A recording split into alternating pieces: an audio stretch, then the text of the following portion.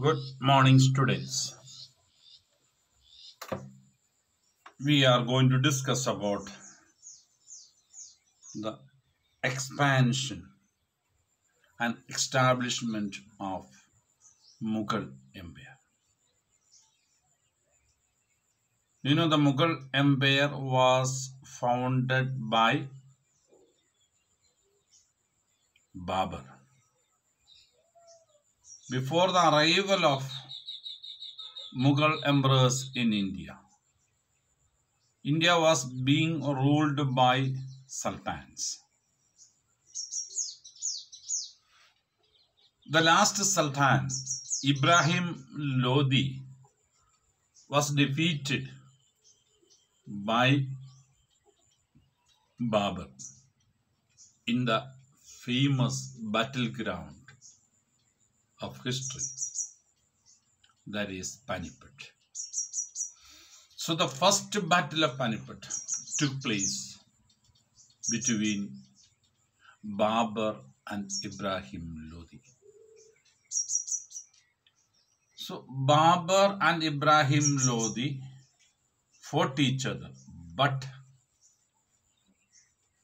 before that,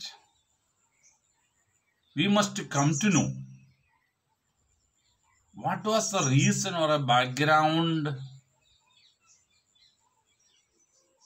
for the arrival of an Afghan ruler to India. You know, Indian administration was not stable.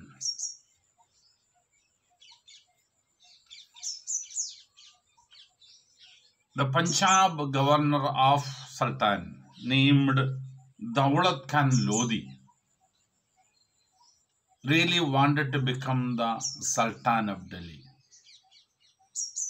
He was a bit unhappy with the events that took place in Delhi. Ibrahim Lodi became the Sultan of Delhi. So he joined with an Indian ruler named Rana Sangha. His full name is Maharana Sangram Singh.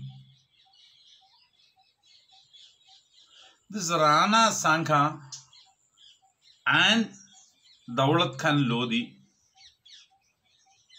went to Babur and asked him to come and fight against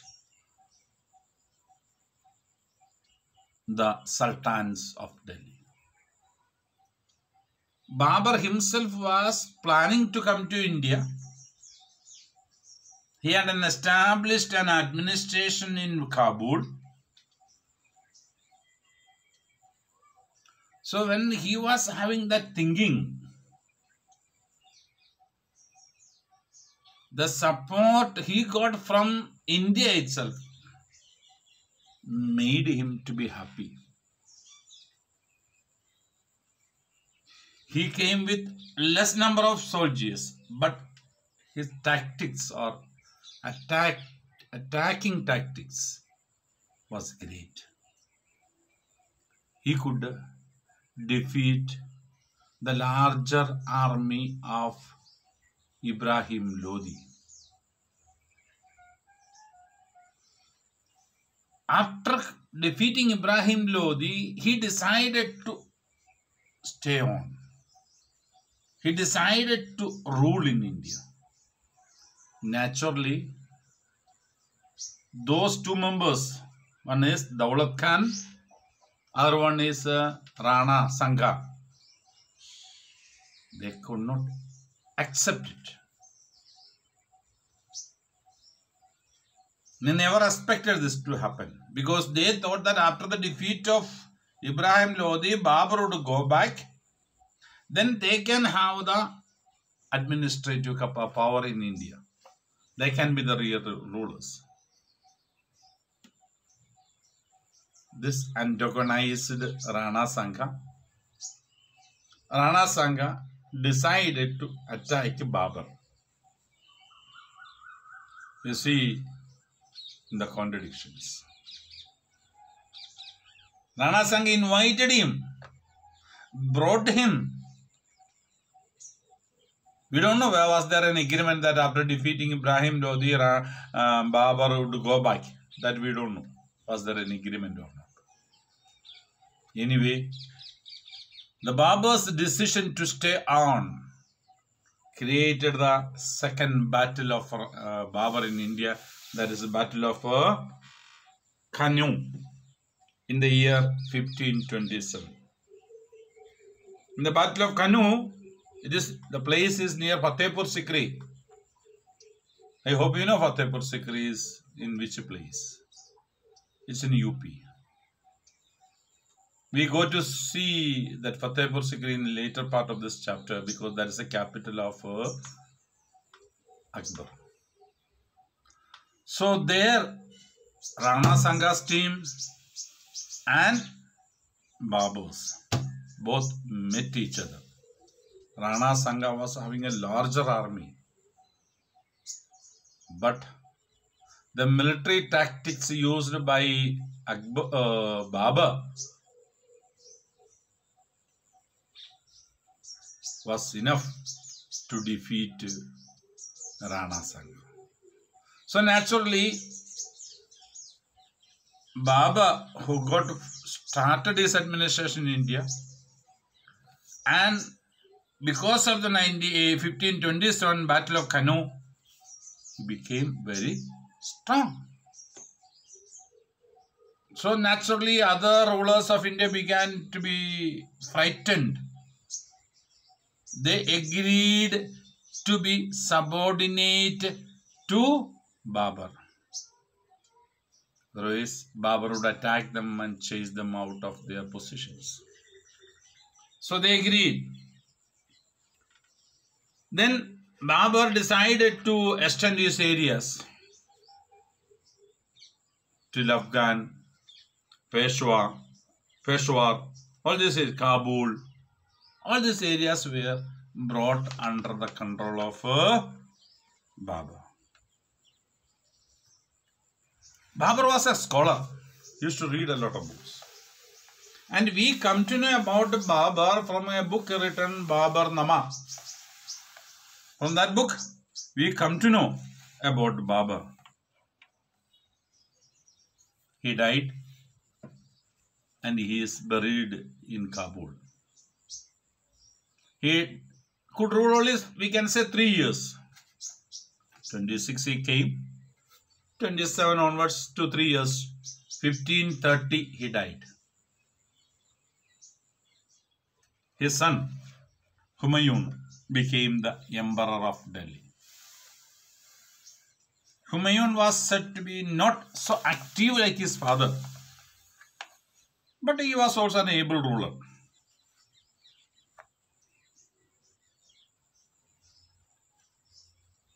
And he attacked present-day Gujarat and some other areas and expanded his kingdom. And he was trying to consolidate himself. This consolidation means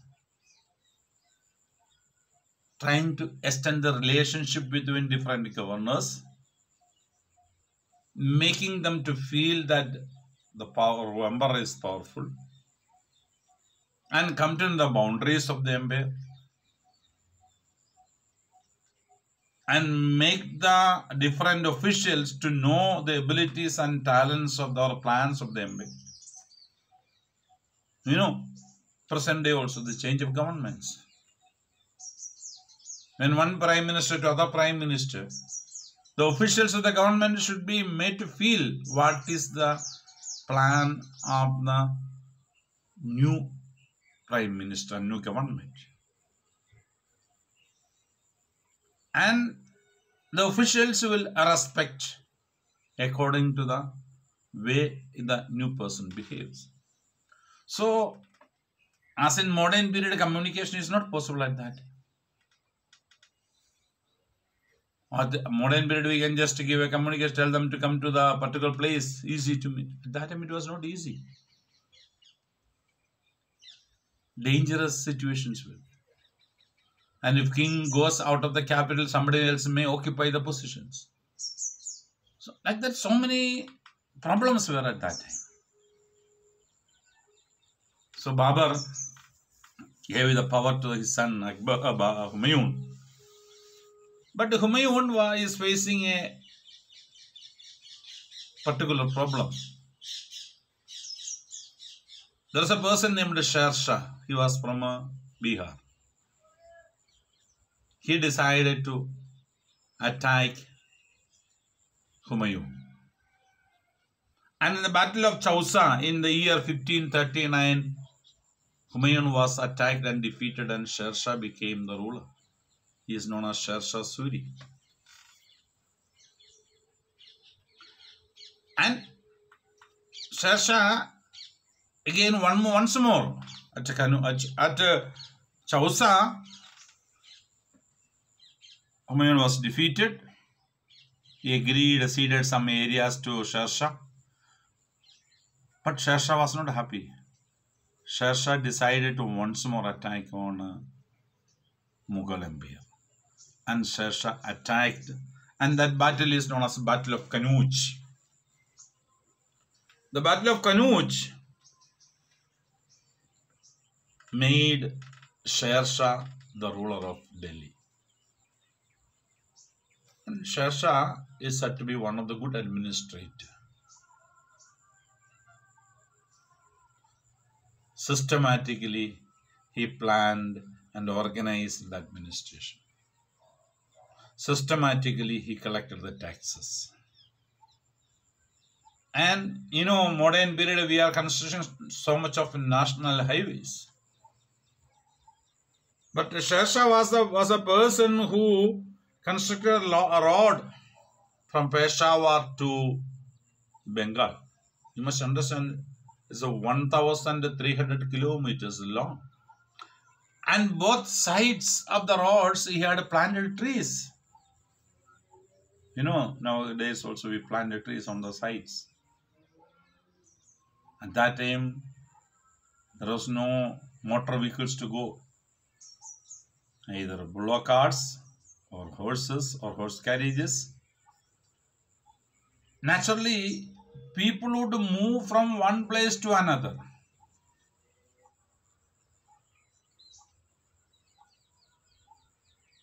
And they wanted to take rest. So he had constructed sarais, Karwan sarais. Karwan sarais means inns. We can say small hotels or dabas. But daba at that time was not like the modern daba where food will be prepared by it. In Karwan sarais, there will be facility to stay. Water facility also may be available. The people can come there, stay there, cook the food and eat. And they can take rest and go. Because at that time, sleeping on the roadside may not be possible.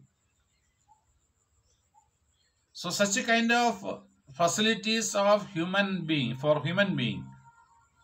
was done by Sher Shah.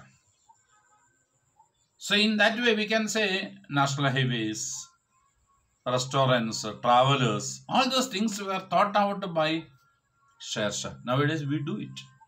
If you go through any road, there are hotels. There are restaurants and hotels. What is the difference between restaurants and hotels? Restaurants, only food is available. No stay facilities are available. Hotel means where stay facilities are available. So all those things are there. That time Karwan sarais, that's enough. People were happy with it because they could prepare fire, get firewood, cook the food there, eat. If it is raining, they can take a rest. If it is very hot, they can have a rest.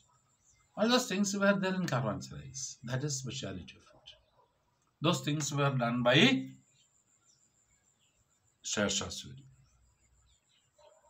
But Sher Shah could not survive a long time. After some years, there was an explosion of the gun which he used in his fightings. He was repairing the gun. That exploded and he died.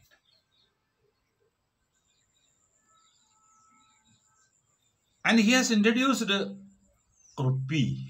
Modern period we say Indian currency is known as rupee. That rupiah was introduced by Sher Shah. And rupiah was given the name rupiah. It was made up of silver coins, you can say. Gold coins also were available, but official currency was being printed in silver coins, not rupiah note. Don't think a modern build 1,000, 2,000 rupee notes, 500 rupee notes. No, it's a coins only with that. So that we also were introduced by Sher Shah. Now we shall see the return of Humayun. Humayun wandering different parts of India and Afghanistan and Pakistan, present Pakistan area. When we discuss in our history textbook, there is no Pakistan. Okay, only India. You know Afghanistan. Sorry, Afghanistan is no Bangladesh. Bangladesh and this Pakistan are part of India. There is no Bangladesh, no Pakistan in the 7th class textbook when we read. Because India was not divided. So he wanted different parts of India and he decided to test his ability. And he decided to attack on the empire ruled by Sher Shah, or the empire he lost. And he did it in 1555. And he was able to regain the power of his administration. Now, during this time, in 16th century, if we go back to the world history, we must know what is taking place in the world history during this time. During this time, during the world history, we can see there are so much religious changes or ruling changes in European countries. The famous writers, Copernicus, who has told Earth is going around the sun, not the sun going around the Earth. The scientific studies. Then Da Vinci has painted many paintings, many paintings of Da Vinci. Da Vinci, you might have heard about it. Another famous is Mona Lisa. Then Last Supper, where the picture is famous, where Christ divides the bread and gives to his disciples, sitting together and having the supper before he is being crucified. So that's known as the Last Supper. So that art and literature growth has taken place during the 15th and 16th century, mainly 16th century in Europe.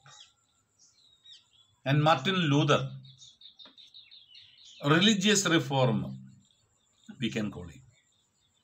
He protested against the Catholic Church. Catholic Church was the church at that time. No, means Christian division, main. All were believing in that group. There was no division at that time as officially accepted. Martin Luther, being a priest, he could not accept the wrong steps taken by Pope and other members of the church. He protested against the activities of Pope and other members. So those who protested, those who left Catholic Church, they were known as Protestants. So the division in Christianity has taken place during this period. One of the emperor in England named Henry VIII, he broke away from Catholic Church, Catholic Church. He declared a new church under the leadership of himself in England. It is known as Church of England. Like this, so many changes have taken place in European countries. Discovery of new lands. Columbus went around the world and found out America. Ferdinand Magellan went around the world, traveled around the world, because Copernicus has told the earth is round in shape. If round in shape earth, if you start on the same point, we can reach back out the same point. They wanted to experiment all those things.